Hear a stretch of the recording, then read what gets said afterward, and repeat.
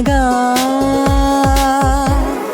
ఎంతో తీయనైన భాష మన తేట తెలుగు భాష తీయనైన భాష తేట తెలుగు భాష ఆ ఇ ఈ ఉ ఊరు Lulu A A I O ఓ ఔ అమ్మహా కమ్మగా సాహితీ ప్రియులకు ప్రజలకు స్వాగతం. మా పాలనలో జీవితాన్ని ఆనందంగా గడుపుతున్న జానపదులు సైతం కొన్ని రసవంతమైన సమస్యలను పంపారు. మీరు వీటిని రసవంతరంగా పూరించి నేటి భువన విజయ సభలు రంజింపచేద్దాం. ఇంకా ఆంధ్ర భాషమ్మ తల్లిని స్తుతిస్తూ వినోదం సాగిద్దాం.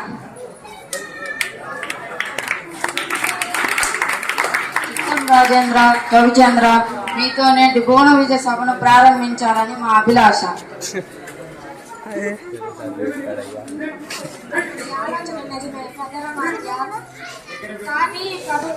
కానీ ప్రభుల ఏలుబడిలో ఎన్నో భాషలు ఉన్నాయి.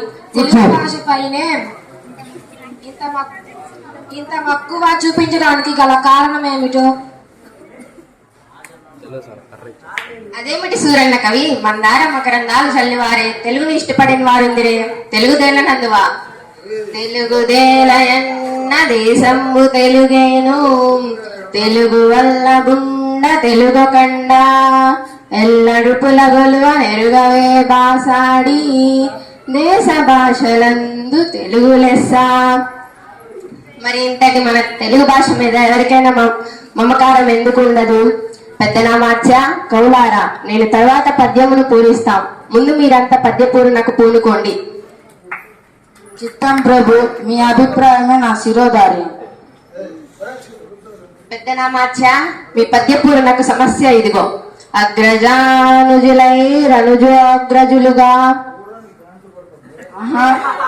ఏమి సమస్య? అన్నదమ్ముళ్ళు తమ్ముడన్నలయ్యారా? ప్రభు, ఇదిగో నా పూరణ. పుష్యమున్ భరతాగ్నుడు పుట్టినాడు, మనసి లక్ష్మణుడు డాశ్లేష పుట్టినాడు. భరత లక్ష్మణ క్రమమిది అరసి చూడా, అగ్రజానుజులై రనుజాగ్రజులుగా.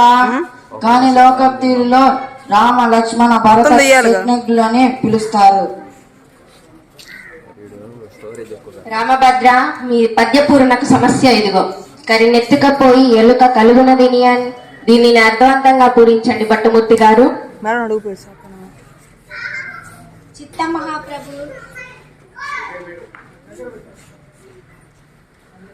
వాళ్ళ జీవులకు సుపరిచితమైన చక్కని సమస్య ఇచ్చారు మహారాజా. కరులు చిలుకలెద్దులు శకరతో నరించి యాచ్చ కడబెట్టడు చోగరి మరచె వత్తకుండా కరినెతుకపోయే ఎలుక కలుగునదిని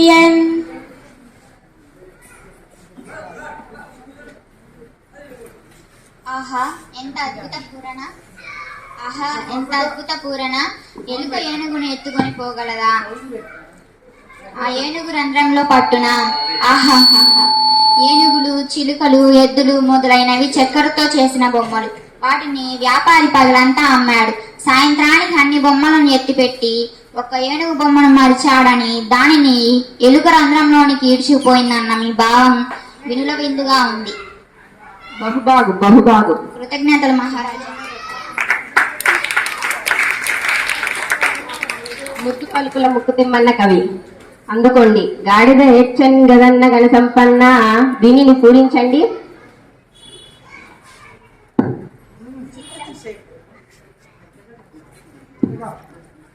చిత్తం మహాప్రభు.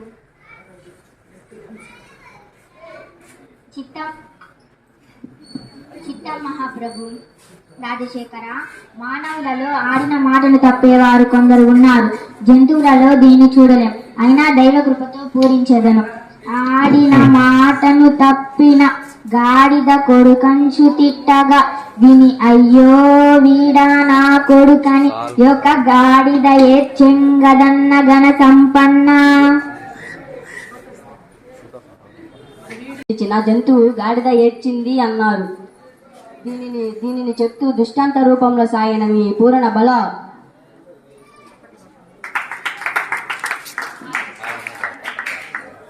దుర్జటి తిమ్మన్న కవీంద్రుడు లోకరీతిని భీతి లేకుండా పలికాడు. ఇప్పుడు నన నాన నాన నాన నాన నననన నననన నాన నానన అనే సమస్యను పూరణ చేయండి. రాజేంద్ర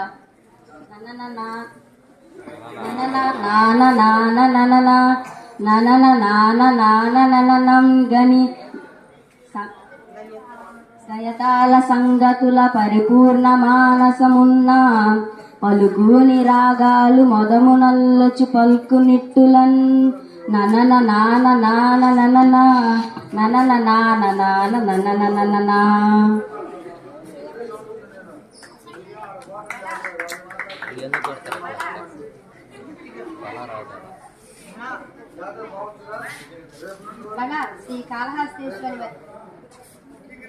శ్రీ కాళహస్తేశ్వరి వరప్రసాదం కవిత్వంగా పొందిన దుర్జటి భూన విజయ కవులను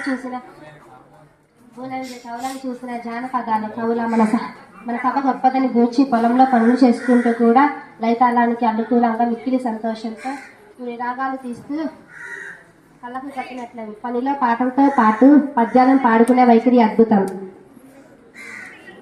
అవునవును, జానపదుల సొత్తు జానపదం, సత్యం చెప్పారు రామకృష్ణ. తదుపరి మీదే వంతు. మీ పదాగుంఫనాన్ని మేమెరుగుము.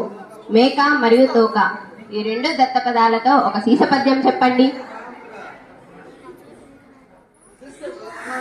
దేవరా నన్ను ఆదర్శిస్తే కాదంటానా? ఆలకించండి మహాప్రభు. మేక తోకకు మేక తోక మేకకు మేక మేక తోకకు తోక తోక మేక మేక తోకకు మేక తోక మేక మేక తోకకు తోక తోక మేక మేక తోకకు మేక తోక మేక మేక తోకకు తోక తోక మేక మేక తోకకు మేక తోక మేక మేక తోకకు తోక తోక మేక మేక తోక తోక తోక తోక తోక మేక మేక తోక తోక తోక తోక తోక మేక మేక తోక తోక తోక తోక తోక మేక మేక తోక తోక తోక తోక తోక మేక.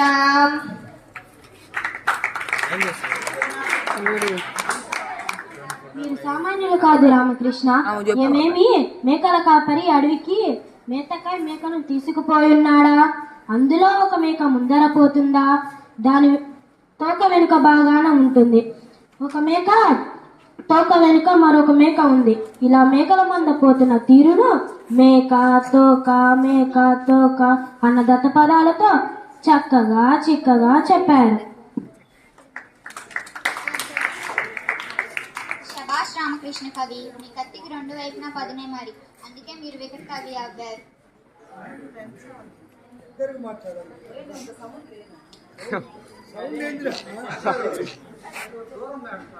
రామభద్ర, గోలకుండ, మూలముండ, కొత్తకుండ, పూలదండ ఈ పదాలను ఆధారం చేసుకొని భారతార్థంలో ఒక పద్యం చెప్పండి. చిత్తం మహాప్రభు, రామభక్తుడైన నాకు భారతార్థం పూరణ చేసేదను. ఓయ్ కురురాజ, నీ కొడుకు ఉత్త గోల కొండవలెనుండు వినుమూలముండదికా బండనమున గెలిపింతు పాండుసుతుల నురమునన్ బూలదండ రెక్కోతగుండా. ఓయి కురురాజా, నీ కొడుకు దుర్యోధనుడిది ఉత్త గోల కలిగిన మనసు. ఆకారంలో కొండలాగా ఉన్నాడు, కానీ బుద్ధిబలం లేనివాడు. నా మాట వినుము. యుద్ధం వస్తే సర్వం నాశనం. సమరంలో ధర్మానికి బద్ధులైన పాండవులే గెలుస్తారు. నీ కుమారుడు మరణిస్తాడు. పద్యం బాగుంది రామభద్ర. కొత్తకుండ రేకు వత్తకుండ అన్నారు చూడు, అద్భుతంగా ఉందయ్యా. తర్వాత పింగళి సూరన్న మన ఆరాధ్య దైవమైన శ్రీ దశావతారాల గురించి అసువుగా ఒక పద్యం చెప్పమని వేరొకరు పంపారు. ప్రారంభించండి.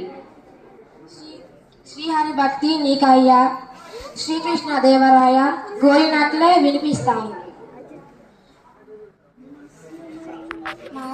మత్స్యమయీ జడనిధి మడిచే సొమ్మకుం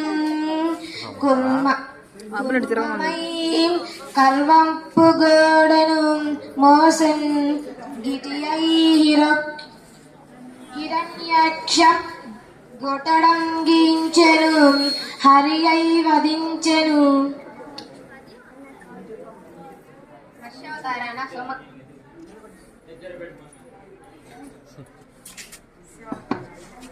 మత్స్యావతారాన సోమకాసుని చంపాడు. కూర్మమై మందరగిరిని మోసి పాల సముద్రం చిలకడానికి సాయమయ్యాడు. వరాహ రూపంలో హిరణ్యాక్షుని చీల్చాడు. నృసింహమై హిరణ్యకాసుని చీరాడు. వామనుడై బలిని పాతాళానికి పంపాడు. పరశురాముడై రాజుల దర్పాన్ని కూల్చాడు. శ్రీరాముడై రావణ్ణి వధించాడు. శ్రీకృష్ణుడై దుష్టులను అంతం చేశాడు.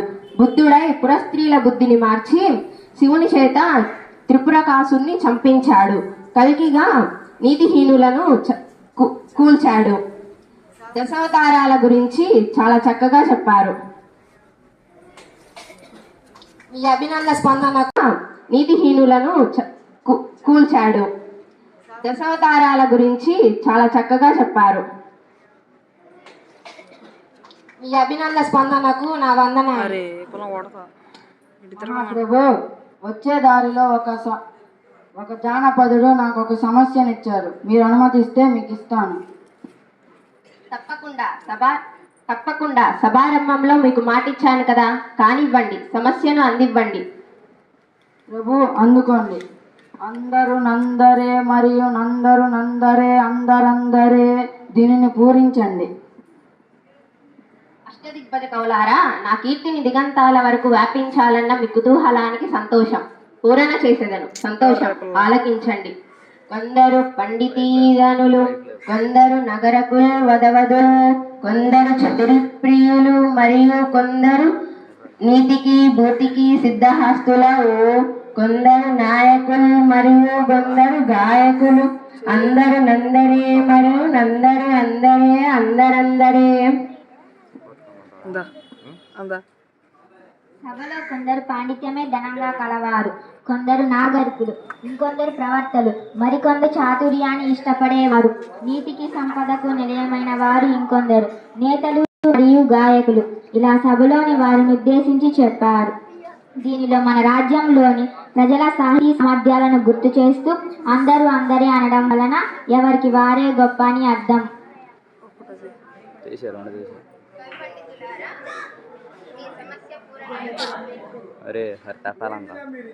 కవి పండితులారా, మీ సమస్య పూరణల పద్యగానంతో మా మనసెంతో మురిసింది. సభికులందరి కృతజ్ఞతాంజలులు. స్వస్తి.